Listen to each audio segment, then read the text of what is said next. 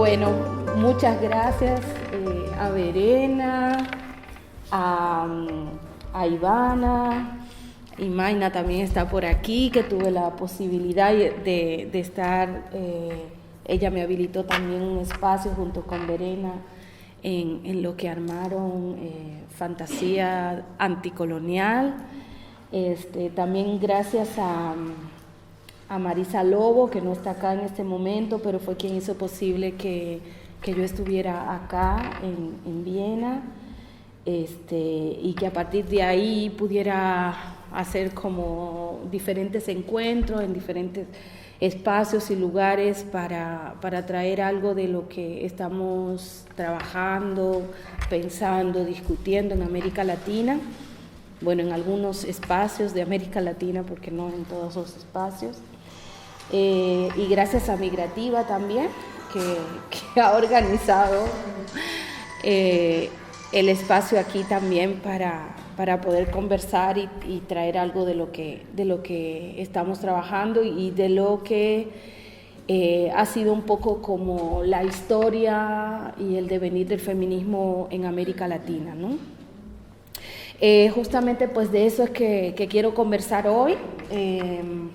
Quiero hacer algo un poco menos académico, más apasado por el cuerpo, aunque yo digo que a mí lo que yo digo también en la academia también me pasa por el cuerpo. Y quería un poco contarles lo que ha sido yo nombro esto como feminismo en América Latina, ¿no? Lo vengo haciendo como una especie de genealogía o de historia del feminismo en la región, o sea, en América Latina y el Caribe, pero hago un recorte que parte justamente de lo que yo he vivido dentro de ese feminismo, ¿no? O sea, no hago una historización de largo aliento, sino que trato de hacer una especie de memoria, de ejercicio de memoria y de recordar y pensar eso que yo viví durante muchos años de activismo en el feminismo en América Latina. Entonces la historia que cuento sobre nuestro feminismo es la historia que empieza a partir del momento en que yo llego y qué es lo que yo voy a ver, voy a ser una testigo de eso que está pasando en el feminismo que yo estoy viviendo en diferentes momentos, ¿no? Entonces yo digo que mucho de lo que cuento, que es como una especie de sistematización de una genealogía de la experiencia, le he llamado, ¿no? O sea, como construir una historia desde lo que he vivido yo junto con otras y otras, o sea, junto con otras con las que lo he vivido también, ¿no? Parte de eso es lo que le voy a contar ahora, por tanto parto de que es una mirada, es un punto de vista, no pretendo decir la verdad verdadera sobre lo que pasó en el feminismo en América Latina, sino tratar más bien como a partir de lo que yo vi, de lo que yo viví, de lo que yo fui parte, tratar de pensar y proponer algunas maneras de lectura de ese feminismo, ¿no? Voy a comenzar invirtiendo el tiempo histórico, en el sentido no de construirlo desde cuando yo llego a final de los 80, sino de donde me ubico ahora, que es el feminismo descolonial. El feminismo descolonial del cual, digamos, he sido una de las voces que lo han impulsado y han estado como en la producción de esta idea o esta propuesta, esta crítica que implicaría todo ese ejercicio que estamos nombrando o toda esa práctica que estamos nombrando como feminismo descolonial. Yo no nací feminista descolonial, ninguna de las que nos decimos hoy feministas descoloniales nacimos descoloniales,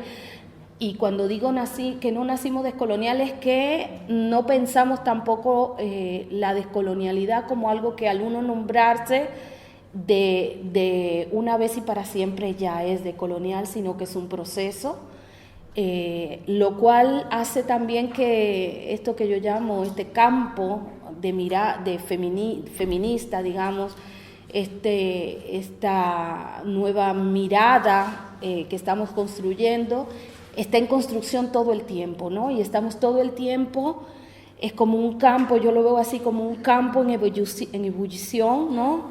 Que implica todo el tiempo estar pensando y pensándonos, ¿no? En ese transitar. Hablaría más o menos de unos 8 años que comenzamos a hacer este giro de feministas autónomas, algunas a feministas descoloniales, hay otras que no se nombraron autónomas o que no vienen de ahí, ahora voy a hablar un poco de eso, pero para varias de las que hoy no estamos nombrando feministas descoloniales,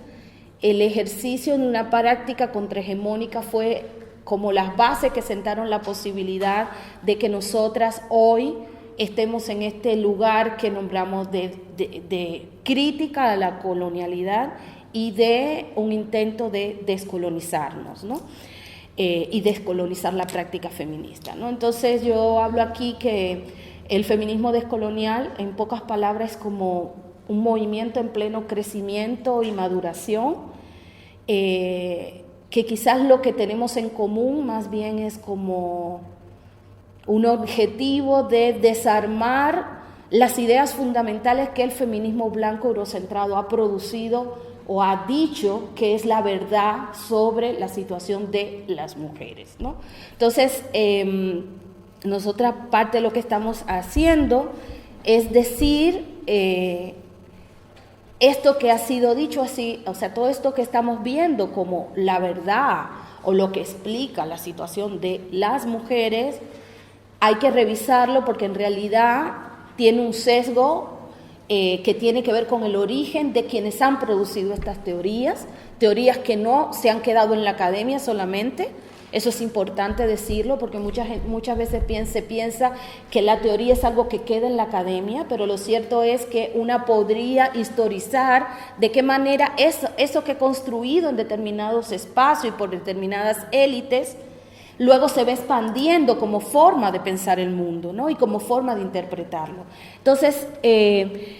la academia y la producción de conocimiento intelectual en determinados grupos que han tenido, gracias a sus posiciones de clase y raza, han tenido la posibilidad de que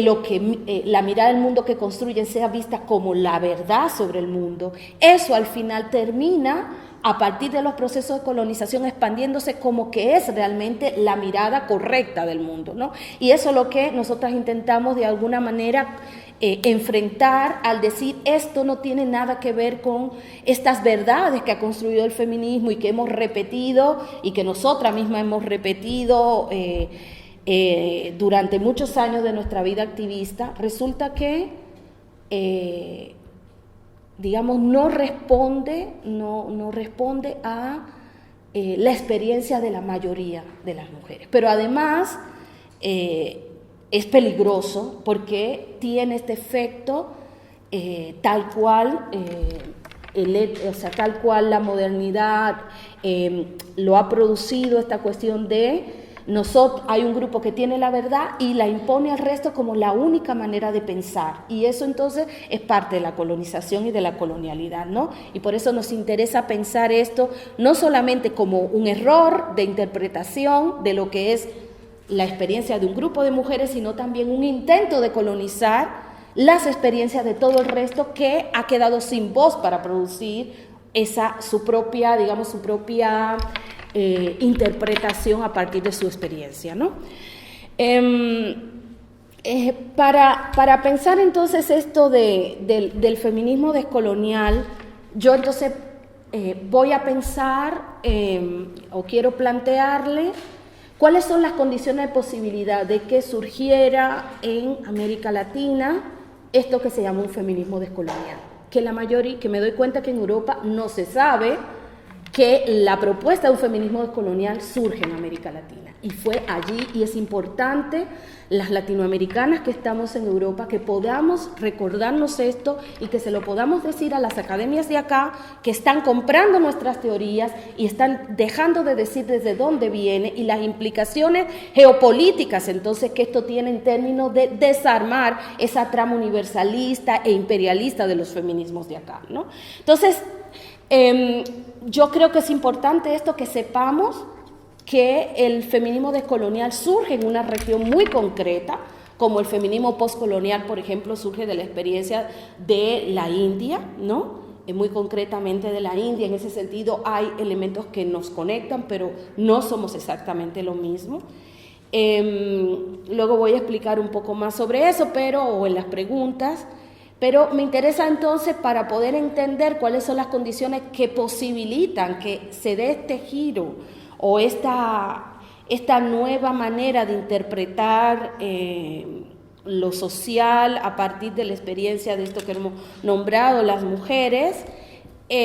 cuáles son las condiciones que permite esto de que ahora hay un grupo de gente que nos estemos nombrando como feministas descoloniales, ¿no? Que estemos en este momento, que es el momento como donde se dice el nuevo feminismo, ¿no? Pero la verdad es que de nuevo no tiene nada. O sea, siempre han estado estas miradas, estas experiencias, estas críticas han estado en muchos sectores que fueron negados por la voz feminista hegemónica, asentada, digamos, en cuerpos muy concretos, que eran cuerpos que eran considerados los cuerpos del conocimiento, que eran estos cuerpos blancos,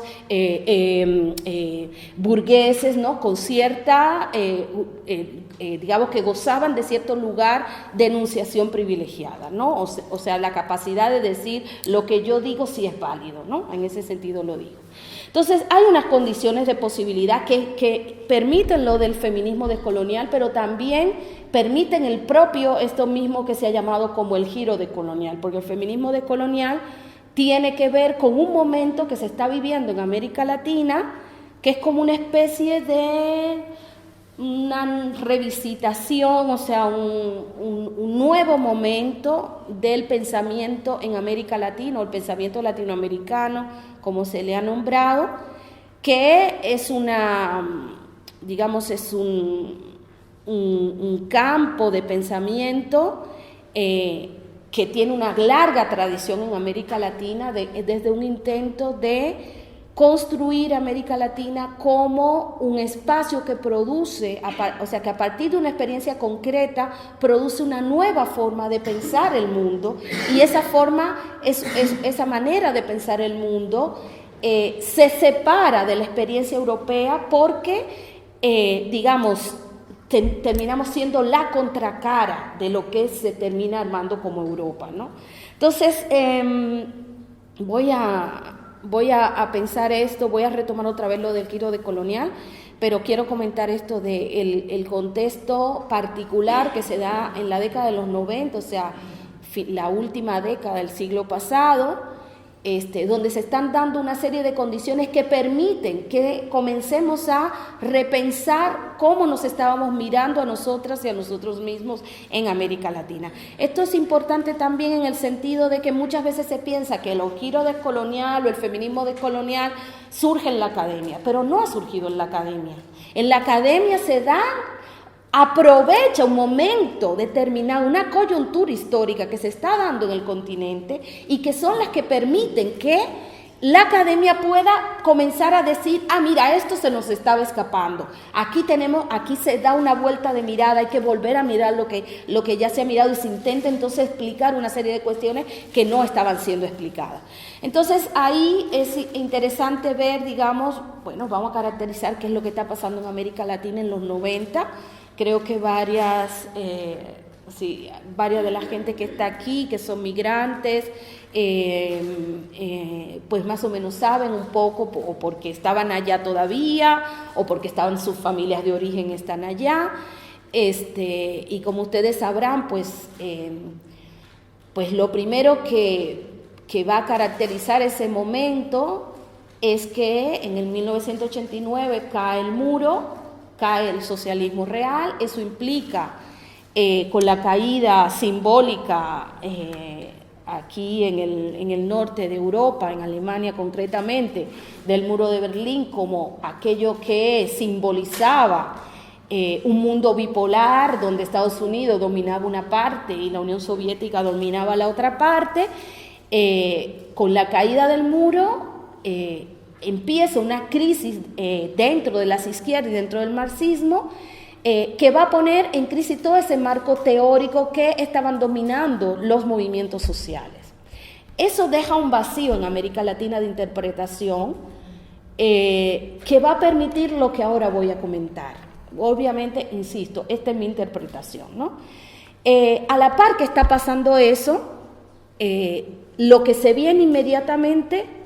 este mundo unificado a partir de la idea de democracia liberal que importa a Estados Unidos al resto de los países, incluyendo países del llamado tercer mundo, ¿no? Lo cual entonces esto va acompañado de neoliberalismo, o sea, una nueva etapa del liberalismo y del capitalismo, ¿no? Que implica globalización de la economía. Y que tiene una repercusión también en el campo de los movimientos sociales y de las luchas que se están desarrollando en diferentes partes del mundo, sobre todo en movimientos sociales urbanos, como el feminismo, como algunos movimientos ecologistas en manos de gente que está viviendo en la ciudad y que yo los separo de los movimientos territoriales que están teniendo los grupos indígenas y los grupos afrodescendientes en sus territorios. A veces se tiende a ver eso como lo mismo y no es lo mismo, ¿no? Y también algo que es interesante junto con el feminismo es todo este movimiento que se llamó de la sexualidad diversa o de género y sexualidad disidente, también y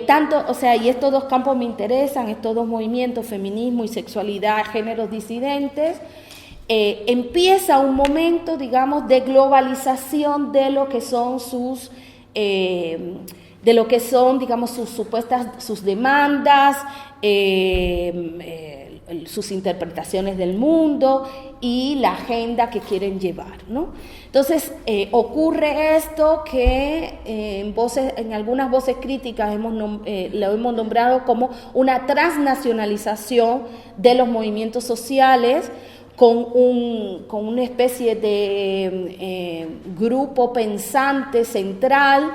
que está siendo financiado por Naciones Unidas, por la ayuda al desarrollo, y que son gente que vienen de los liderazgos de estos movimientos y que en estos espacios transnacionales, que son habilitados por la agenda de ayuda al desarrollo, se convierten en técnicas, son las técnicas y el grupo técnico, digamos, que produce un discurso sobre cómo vamos a interpretar la realidad en nuestros países y en el continente de América Latina, y cuáles son, digamos, las agendas que tienen que desarrollarse o las estrategias, digamos, para combatir esto que está pasando en nuestros países, ¿no? Entonces, esto produce también un proceso de institucionalización de la agenda de estos movimientos, ¿no? ¿Qué estoy nombrando con eso? Lo que el movimiento feminista autónomo en América Latina va a nombrar como la entrada en hacer un tipo de política liberal dentro de las instituciones estatales y dentro de la agenda del desarrollo por parte de las voces tradicionales que lideraban los movimientos feministas y de la sexualidad, ¿no? Ahora voy a retomarlo otra vez. Finalmente, y eso se conecta con lo primero que he dicho, la crisis del socialismo real y el vacío de discurso y de interpretación que esto deja, va a aparecer en América Latina algo que va a ser fundamental para poder entender la posibilidad de aparición de esta nueva crítica al racismo y a la colonialidad. Es por primera vez en el tiempo contemporáneo y sobre todo, digamos, durante el siglo XX, ocurre una aparición espectacular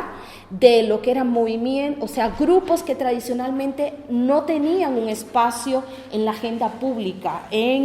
digamos, en los medios o en las calles, en los centros donde se da el debate político. Y me estoy refiriendo a una serie de esto que podrían ser sujetos colectivos que vienen de demandas territoriales, digamos que están luchando en contra de la expansión, de nueva forma de expansión y de colonización interna por parte de los estados, y que están demandando el derecho a la tierra, están demandando la posibilidad de autogobernación en sus territorios y entonces en ese sentido la autonomía con relación a los estados-nación. Son fundamentalmente movimientos indígenas, aliados, movimientos territoriales donde también hay grupos campesinos que están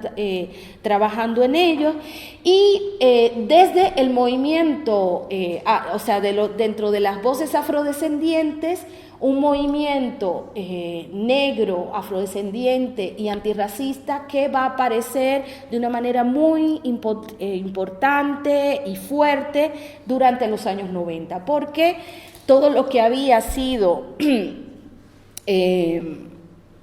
la historia de América Latina a partir de lo que fueron los procesos de luchas en contra de la esclavitud, luego de la abolición de la esclavitud, prácticamente los movimientos afro e indígenas, o sea, los grupos afroindígenas, quedan copados por esta idea de somos un pueblo mestizo que tiene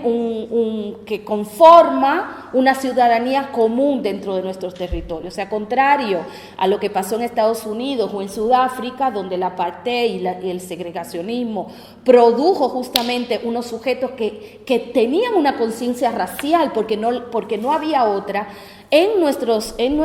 espacios, en nuestros países, esta cuestión de lo que fue la ideología del mestizaje, donde parecería que había como una especie de democracia, donde desaparecía la idea racial, de división racial y organización racial de la sociedad, eso impidió y retrasó durante mucho tiempo una conciencia del racismo intrínseco que había dentro de nuestros propios Estados-nación. Entonces, es hasta los 90 donde una puede encontrar ahí, desde las luchas en contra de la esclavitud, que comienza a surgir, bueno, ya en realidad desde los 80 en Brasil, por ejemplo, ya había un movimiento afro que comenzaba a surgir y que estaba muy influenciado por el movimiento de derechos civiles en los Estados Unidos. Pero eso se queda en Brasil, que también tiene toda su historia, con una población mayoritariamente negra, que comienzan, digamos, a desarrollar esta conciencia, y ya en los 90 esto comienza a expandirse hacia el resto del continente. Hay un momento importante ahí que fueron la contracelebración de 1992, que eran los 500 años de colonización, mientras los Estados-nación en América Latina estaban celebrando la llegada de Colón y la llegada, digamos que finalmente habíamos entrado a procesos de civilización, ¿no? y de modernidad.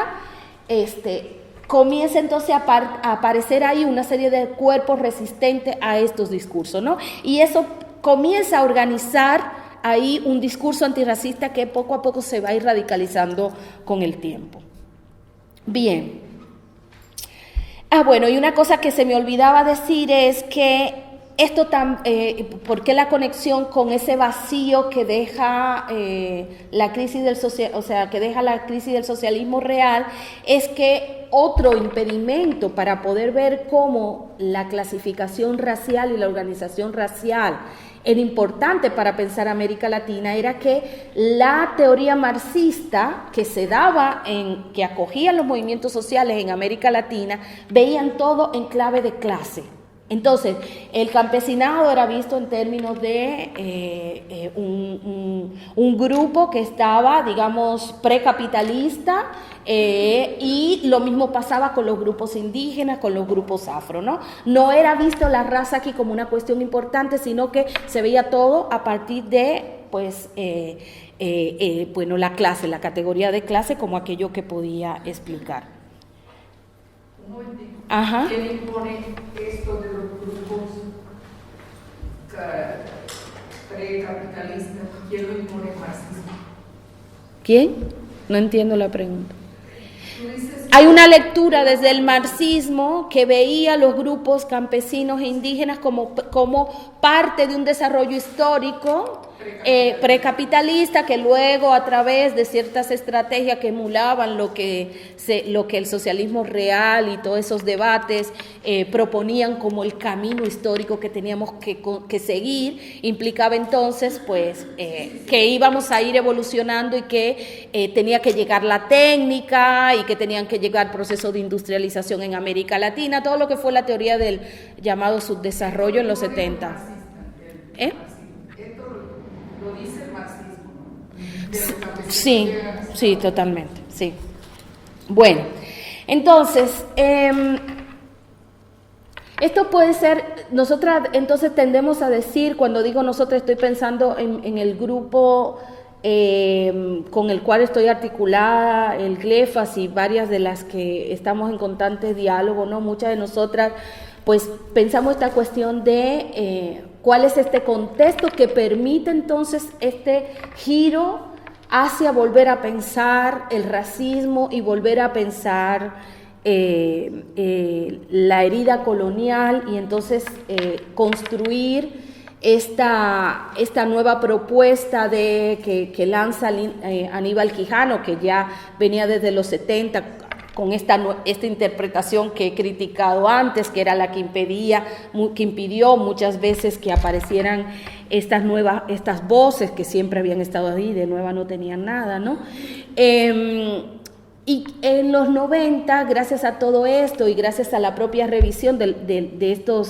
esta teoría en América Latina, comienzan a repensar digamos, lo que han producido y lo inadecuado de la teoría que han producido, y eso termina decantando en eso que se va a nombrar como el giro decolonial, que implica tomar digamos, la categoría raza como una categoría fundamental para pensar una clasificación mundial del trabajo, una clasificación mundial que va a decir Quijano es la primera clasificación mundial que va a producir el capital, ¿no? Con ella se inaugura el capitalismo, va a decir Quijano, ¿no? Luego no me voy a detener en eso, pero quiero decir entonces que ahí, a partir de ver esta clasificación mundial racial, perdón, esta clasificación racial del mundo,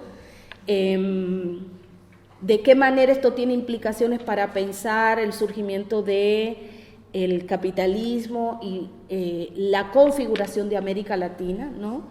Y luego otras que van a decir pues los procesos de patriarcalización que van a ocurrir en nuestro continente, ya me voy a detener en estas cosas, pues son como claves para ese momento.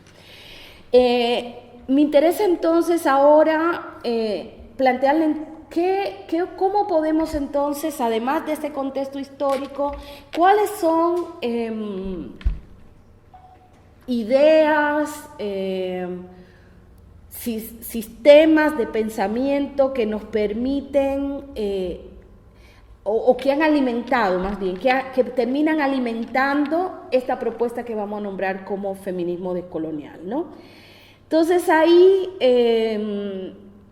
yo rescato fundamentalmente lo que fue la experiencia en América Latina de un movimiento feminista y lesbianismo feminista autónomo que va a estar debatiendo en los 90 todos estos procesos de institucionalización, de cooptación de las agendas por parte de la ayuda al desarrollo,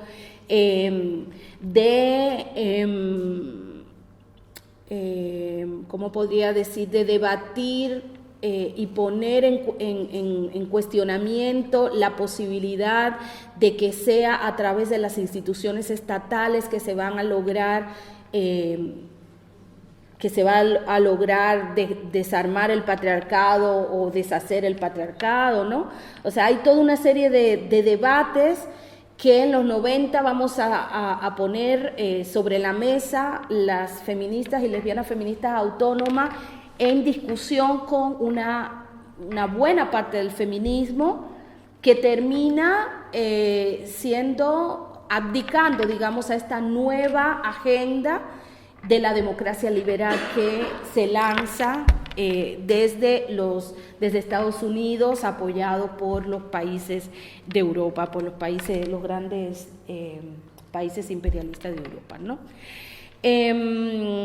Ya comenté, creo que eso es lo fundamental que vamos a beber de esa experiencia, este debate, esta posibilidad de discutir y ver cómo nuestros feminismos estaban siendo colonizados por estas agendas económicas,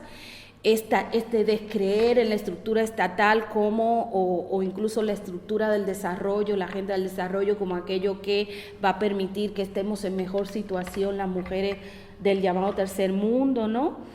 Y todo el proceso de institucionalización y burocratización de la agenda feminista, ¿no? Varias de nosotras hemos sido parte de ese movimiento y de esa crítica, y llega un momento en que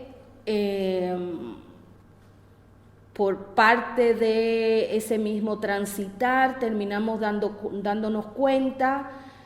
los límites de esa crítica que hacíamos desde allí.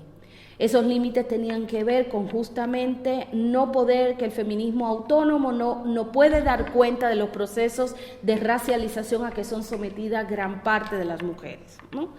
Dentro del propio feminismo autónomo, varias de nosotras que somos las racializadas, que estamos haciendo el feminismo autónomo y el lesbianismo feminista autónomo, radical y todo eso, esos procesos, digamos, de racismo interno que vamos a vivir, va a terminar decantando en que nosotras estemos profundamente, entremos en una profunda decepción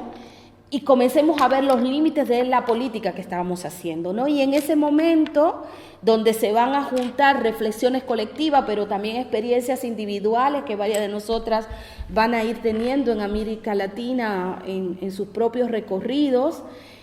comenzamos a darnos cuenta que necesitábamos otra teoría que nos permitiera poner palabras a aquello que esa teoría feminista que habíamos bebido no nos permitía decir, ¿no? Poner en palabras eso que ese feminismo no nos permitía decir. Una serie de experiencias de subalternización al interior del feminismo, de racialización al interior del feminismo y de racismo al interior del feminismo, con unas relaciones jerárquicas de poder al interior del feminismo en América Latina, que fue decantando en esa necesidad de buscar otras ideas, otros pensamientos que nos ayudaran a poder dar cuenta de esa experiencia de subalternización, de poder dentro de los grupos feministas y lesbofeministas. Una de las primeras acercamientos a pensar la cuestión, a volver a pensar, o a que el feminismo pensara la cuestión de la herida colonial y de la geopolítica, o sea, pensar, digamos, de qué manera las políticas neoliberales son políticas neocoloniales también, que tienen que ver con nuestras vidas, ¿no? Y que determinan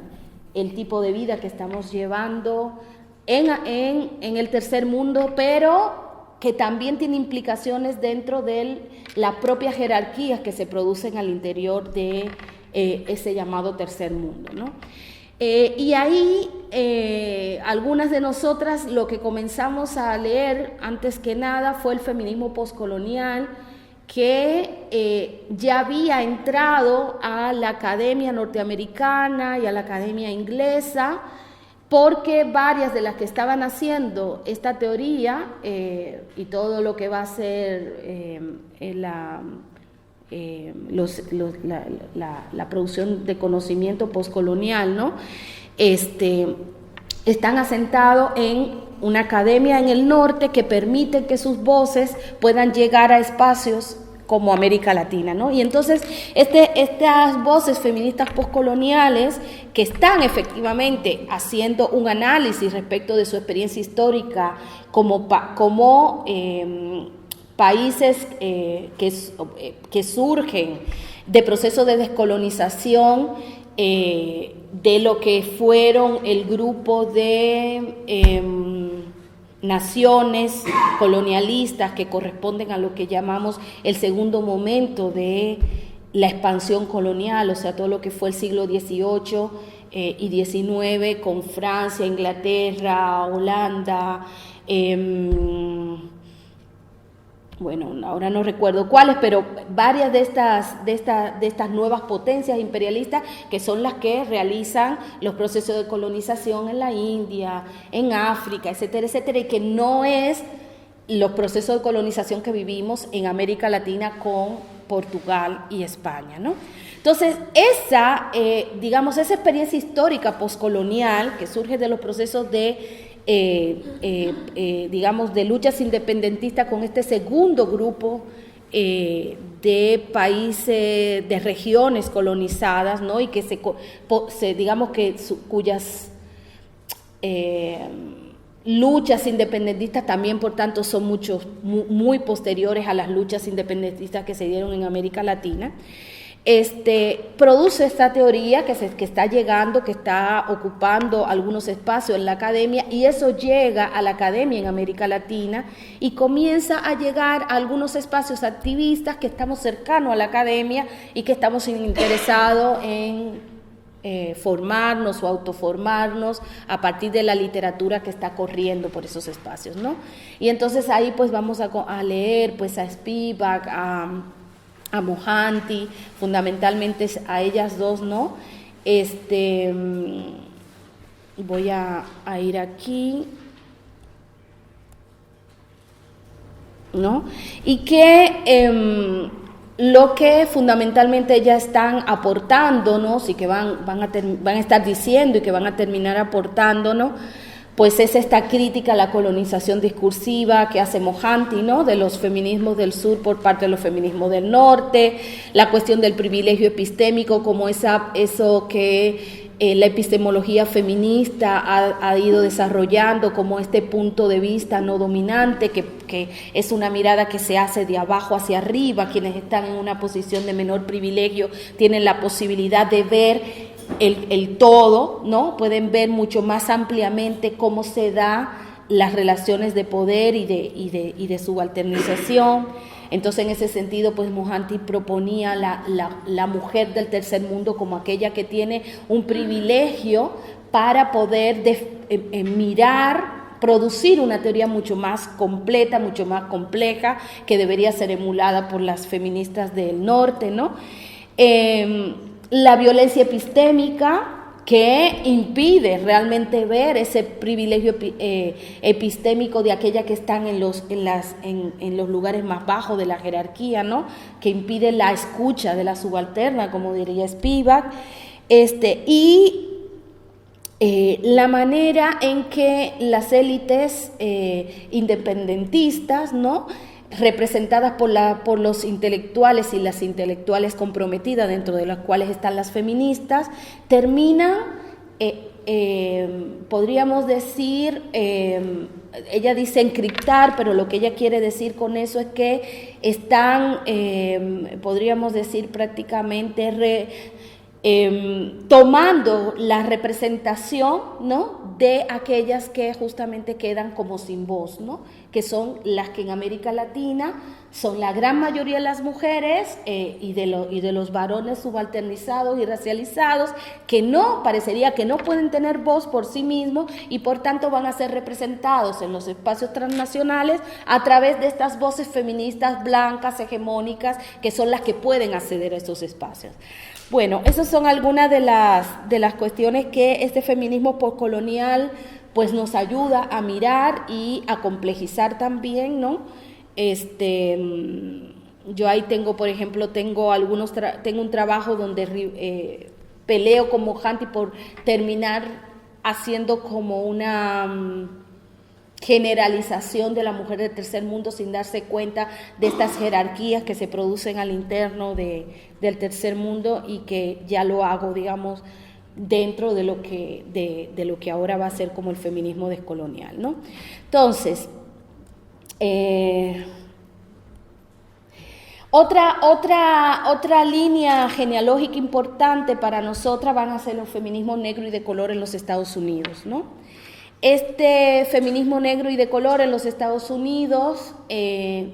algunas de sus voces, ya algunas de las lesbianas feministas radicales, autónomas, las habíamos leído, por ejemplo, como Audre Lorde,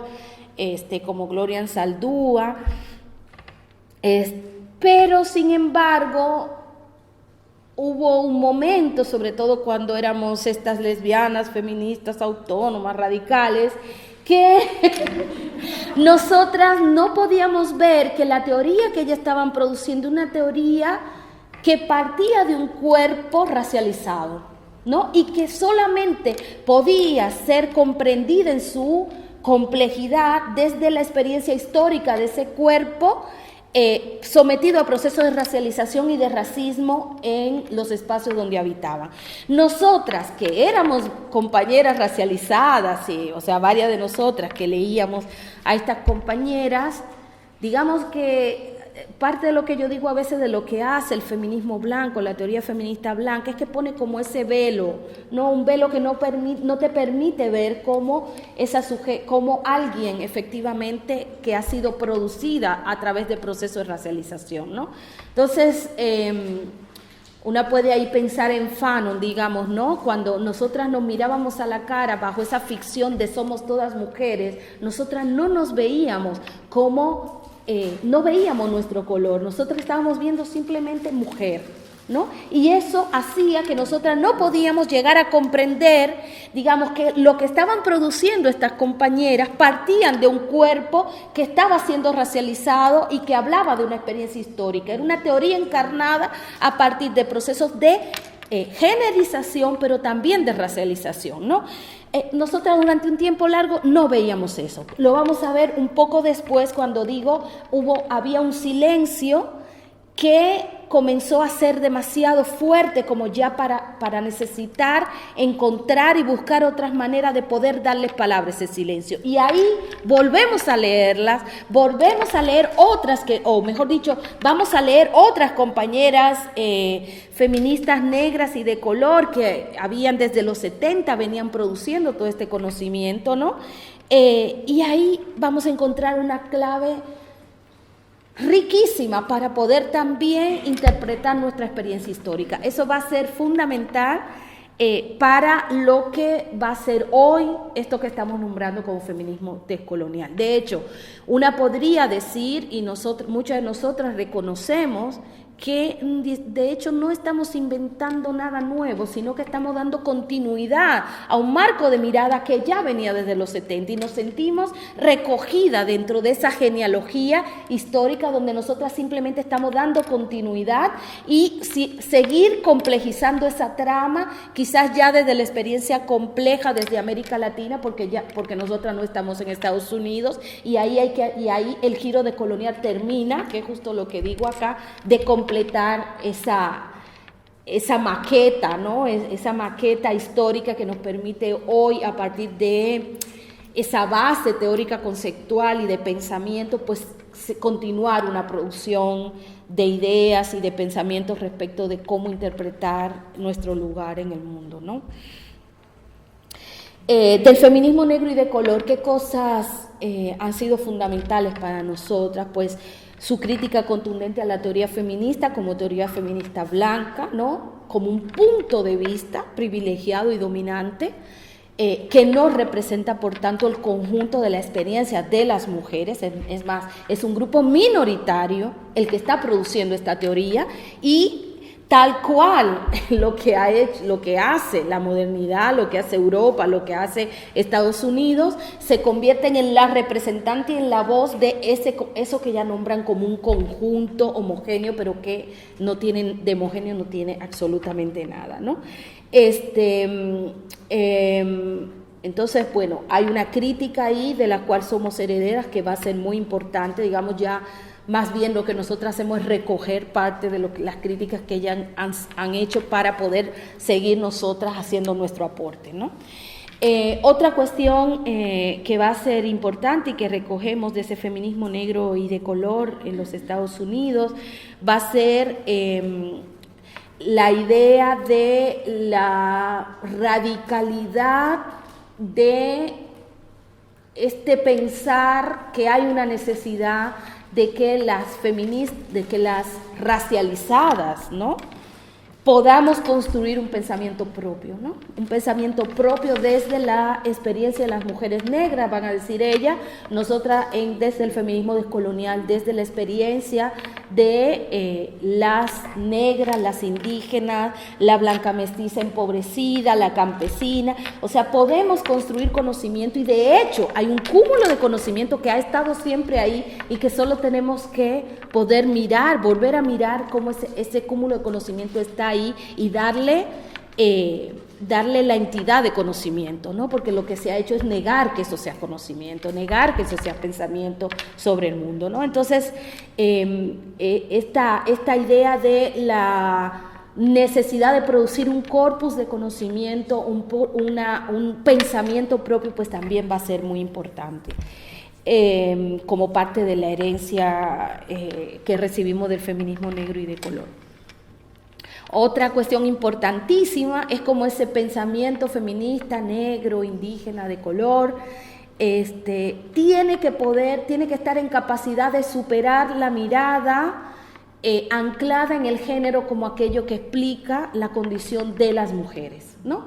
Ya desde los 70 las feministas negras y de color han denunciado esto que ha hecho el feminismo, ese feminismo que en realidad ha sido, esa teoría feminista que en realidad ha sido producida por las mujeres blancas, ¿no? No es posible este intento que hizo la teorización feminista de independizar el género como una categoría que permitía por sí sola explicar el conjunto de lo social, ¿no? Eso no se sostiene y no es posible de ser sostenido, ¿no? Como tampoco la clase, como se le ha dicho al marxismo también con relación a la clase. La mirada marxista que solamente piensa en clase es una mirada pues sesgada del mundo, porque la clase sola no permite explicar lo que está pasando en la sociedad, ¿no? Entonces ahí hay un intento de superación de esta mirada anclada en género, centrada en género, independiente de aquello que sostiene estas producciones, momentáneamente voy a decir de género, que son los espacios marcados por la racialización y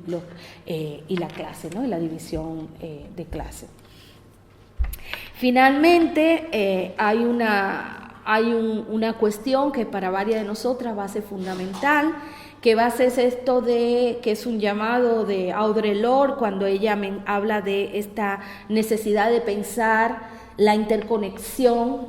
y la imposibilidad de separar nuestras experiencias, ¿no? Y esa posibilidad de separar nuestras experiencias, de separar la vida que vivimos en este planeta, en este mundo, en este presente, pasado, futuro,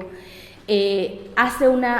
una línea que conecta la vida del privilegio con la vida de la subalternidad. No es posible las vidas de privilegio que viven en determinados países, determinados grupos de varones y mujeres, si no es gracias, o sea, a que un gran grupo del mundo, de la vida, está siendo oprimida,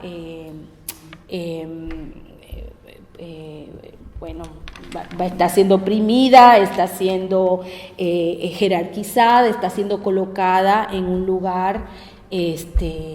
inferioridad, de inferiorización de lo que se es, ¿no? Entonces, ese llamamiento, esa idea de Audre Lorde, de la interconexión de nuestra vida, de la inseparabilidad de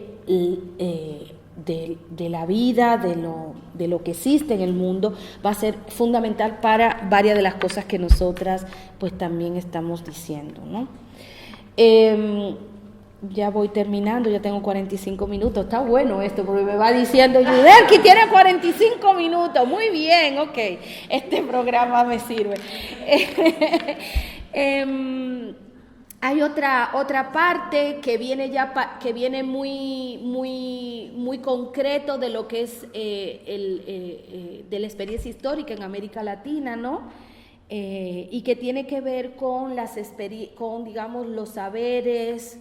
el pensamiento que se ha cultivado, que se ha mantenido durante siglos en comunidades autónomas indígenas, de resistencia indígena, comunitarias, territoriales, dentro de luchas anticoloniales, ¿no? Y yo he traído aquí 3 cuestiones que a mí particularmente rescato de mi experiencia de encuentro con compañeras que vienen de los territorios. Está esta compañera Julia Ramos, que en un momento me dice en un encuentro que tengo con ella en Bolivia, en el Alto Boliviano, siendo parte del movimiento indígena Bartolina, de mujeres indígenas, Bartolina Sisa, en Bolivia, y cuando yo le pregunto, o sea, a partir de que ella me cuenta o sea, ella me está hablando de sus luchas y reconoce también las luchas internas que se desarrollan dentro del propio movimiento indígena por parte de las mujeres indígenas en términos de las jerarquías que se construyen entre varones y mujeres indígenas, ¿no? Y cómo están discutiendo con los compañeros la necesidad de hacer, porque digamos, no se puede descolonizar sin despatriarcalizar, ¿no? Y una de las cosas que cuando yo le digo a ella, bueno, pero entonces tú eres feminista, ella me dice, no, yo no soy feminista. Y yo le digo, ¿por qué tú no eres feminista? Y me dice, porque yo no me salvo sola, ¿no? ¿Qué quería decir la compañera con esto de no me salvo sola, ¿no? Y lo que yo de esa conversación con ella, el gran aprendizaje que tuve, era la manera en que nosotras las feministas, porque en ese momento yo todavía bebía de ese feminismo que ella estaba criticando, ¿no? Lo que le hemos propuesto a las mujeres son comunidades autónomas de mujeres separadas de sus lugares de orígenes. Las mujeres nos vamos a separar entre nosotras, y eso yo le he dicho desde que comencé siendo una niñita de 21 años siendo feminista, ¿no? Y como lesbiana feminista radical, era usted abandone todo, deje todo y véngase con nosotras, la isla bonita, ¿no? Nosotras vamos a construir nuestra isla de mujeres solas, que se jode el mundo, y nosotras nos vamos y armamos nuestro espacio de mujeres que nos vamos a cuidar. La verdad es que en esa isla lo que nosotras, la racializada, vivimos fueron justamente un racismo terrible, un clasismo terrible que terminó destruyendo esa idea de unidad entre mujeres, por lo menos para muchas de nosotras. Entonces, volver otra vez a la comunidad, volver a repensar la cuestión de la comunidad como aquello que debería ser el espacio donde se llevan a cabo estas luchas, y que no es separándonos de ellas, sino pensándonos como parte de los procesos de revisión y de repensar y de mejorar los espacios comunitarios. Eso es parte, digamos, de lo que nosotras hemos venido bebiendo de las compañeras indígenas en los territorios, ¿no? Volver a pensar la comunidad como algo importante, volvernos a pensar en un mundo en relación y no volver a repetir la idea moderna de un individuo, ¿no? Esta individuación del cuerpo, de la experiencia, una mujer que parece que termina siendo separada, desanclada de su lugar de origen, ¿no? Que termina negando a quién pertenece, cuáles son su gente, ¿no? y que parecería que se va a salvar por ella misma a través de su propia autonomía, una autonomía que va a ser apoyada por otras mujeres, pero que al final pues es tu cuerpo, es tu territorio, o sea, al final hemos estado reproduciendo una mirada bastante capitalista sobre el cuerpo, una mirada individualista, moderna sobre el cuerpo, que termina emulando esta, ¿cómo podría decir?, parte de esta tarea que ha hecho la modernidad, que es destruir el lazo comunitario, ¿no? Destruir esa interrelación de nuestras vidas de la que habla Audre Lorde, ¿no? La otra que pongo aquí y que nombro en varios lugares también donde estoy hablando, surgió también de otras conversaciones con otras compañeras, en este caso comunidades mayas, mujeres que vienen de comunidades mayas en Mesoamérica en luchas por los territorios, y en un conversatorio que hemos organizado, ellas traen esta idea de el futuro ya fue, ¿no? Y eso yo también, ¿no? ¿Qué significaba eso del futuro ya fue, ¿no? ¿Qué es lo que están diciendo esta gente? Porque para nosotras, las feministas, el futuro, igual que para el resto de los movimientos sociales modernos, está allá lejos, es algo que vamos a alcanzar, que es la liberación, que estamos luchando, porque todo pasado siempre es peor, porque todo lo que ha vivido la humanidad y todo lo que son, y todos aquellos grupos que quedan como pasado de la humanidad, por tanto también queda ahí como un lugar que tiene que ser superado, ¿no? Una comunidad que tiene que superarse a sí misma en términos de tú eres el pasado y tú tienes que progresar, ¿no? Para llegar a ese mundo que te pinta la modernidad como el mundo donde finalmente vamos a lograr nuestra liberación, esa liberación individual del individuo moderno, ¿no? Que es el ciudadano que accede a leyes, que accede a una determinación autónoma de su vida, ¿no? Que decide por sí sola, por sí solo, qué es lo que quiere hacer con su vida, olvidándose del resto, de la vida de la gente de donde proviene o de donde viene, ¿no? Y bueno, el futuro ya fue, se me quedó ahí como dándola en la cabeza y también escuchando a la compañera, y ella lo que hablaban era el futuro ya fue en este sentido de que para el tiempo histórico que han vivido los pueblos colonizados, un momento de felicidad y de plenitud y de estar mejor, de buena vida, ya ha estado en el pasado y que es la modernidad ha venido a destruirlo. Eso ha sido el proceso de colonización y de intromisión de la modernidad. Entonces ese futuro que nos colocan como allá, en realidad la compañera indígena, el indígena, lo ve como algo que ha sido, algo que han tenido y que está atrás, porque lo que ha pasado luego de 1492 y en diferentes momentos de este tiempo es ir perdiendo ese momento donde ellos tienen una memoria histórica de haber estado mejor, ¿no? No haber estado en el estado de pobreza en el que viven hoy, no haber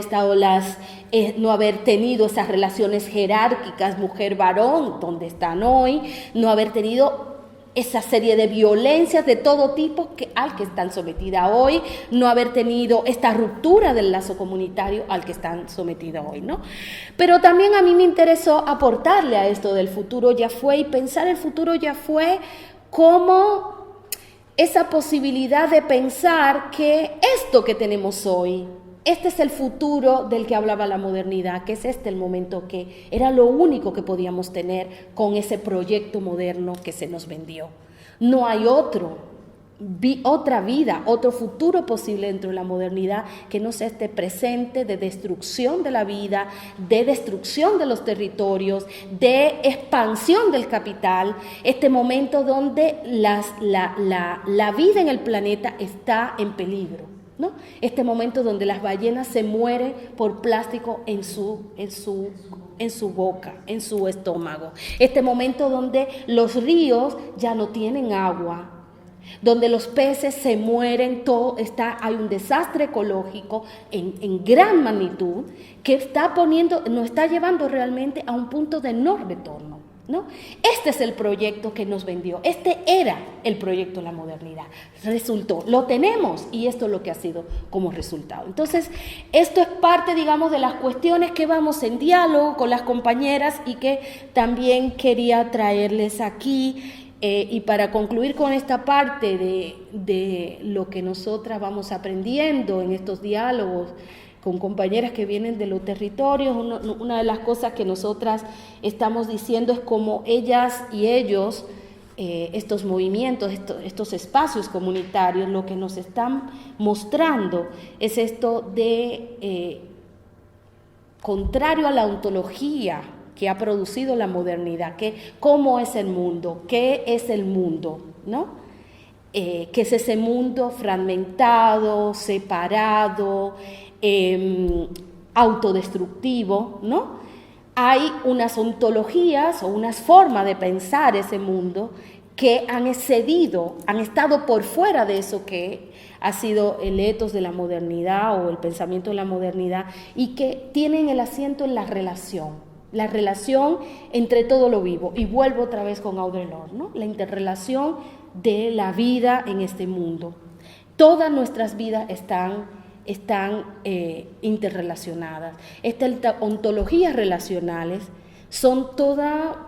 podemos decir, que constituyen todo un reto para nuestros feminismos, ¿no? Y particularmente es parte, digamos, de los retos del feminismo descolonial. Y ya para finalizar, ya he dicho algunas de las cosas, pero voy a hacer un rápido paneo así de algunos de los elementos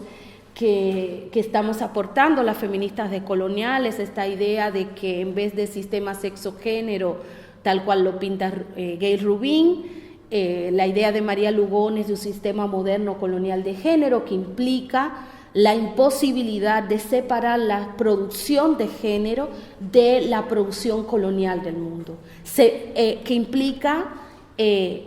la imposibilidad de descuajar una interpretación de las relaciones jerárquicas, incluso la misma idea de varón y mujer como categorías esenciales, ¿no? Como una dicotomía esencialista donde parecería que el mundo se divide en dos. Eso mismo, ya ponerlo en cuestión como parte justamente de la producción de las ciencias modernas, ¿no? Cómo han producido, así como la idea de raza, que produce esta idea de separación de los grupos humanos de acuerdo a los colores y la fisonomía, ¿no? También ha habido una producción de la idea de género que ha construido esta mirada binaria de la sexualidad, ¿no? Y que es patentada por el discurso moderno como la forma única posible de organización de la vida, ¿no? Al interior de los espacios comunitarios o de la sociedad, ¿no? Entonces, sistema moderno colonial de género, ¿por qué no es posible fragmentar lo que nace como parte de una misma trama de poder, un mismo tiempo histórico que se inaugura con 1492, ¿no? Entonces, en ese sentido, pues la crítica al análisis categorial que separa raza, clase, género, sexualidad, nosotras no, estamos intentando ver cómo continuamos ese legado de las feministas negras y de color y seguir mejorando la manera en que pensamos pues la opresión de una forma que no fragmente, ¿no? Que no fragmente lo que en realidad siempre está unido, ¿no? Finalmente, bueno, aquí hay otras cositas, bueno, ya hablé de lo del retorno a la comunidad, pensar lo comunal y la comunalidad, la cuestión de un programa político feminista que se terminó asentando fundamentalmente en la idea de, dentro de las democracias modernas, podemos las mujeres estar en mejor condición a través de leyes, de políticas públicas y de toda una serie de cosas. Pues nosotras hablamos, por ejemplo, hay una compañera que se llama Breni Mendoza, que es parte de mi grupo, que habla de la colonialidad de la democracia, que es lo que se le está olvidando al feminismo y a otros varios movimientos, ¿no? Y yo particularmente estoy hablando, y parte de mi último trabajo es esto de una crítica a la razón feminista moderna eurocentrada, donde intento ver, digamos, cuáles han sido los consensos fundamentales que hemos tenido todos los feminismos, desde los más liberales hasta los más radicales, y cómo esos consensos lo que hacen es repetir la idea, o sea, parte del etos moderno, ¿no? ¿Cuáles son esas cosas fundamentales? La división entre naturaleza y cultura, por eso sexo y género, ¿no? La idea de un pasado y un presente y un futuro como cosas separadas y siempre, y en una línea histórica venimos desde el estado de naturaleza al estado de cultura y civilización, ¿no? Y eso en los discursos feministas en todos aparece todo el tiempo. Las mujeres hemos sido siempre mal, siempre ha habido patriarcado, siempre ha habido mujeres, siempre ha habido más jóvenes, siempre ha habido patriarcado, y vamos a un tiempo que sería sin patriarcado, a través de la agencia feminista y a través de la lucha feminista, ¿no? Lo cual coloca a una gran parte de la humanidad como aquella que está necesitada de el humanismo feminista que va a ir a salvarlas, ¿no? Que va a ir a salvar esas comunidades. Y bueno, fundamentalmente esas cuestiones ya lo dije en lo que he hablado. Con eso termino.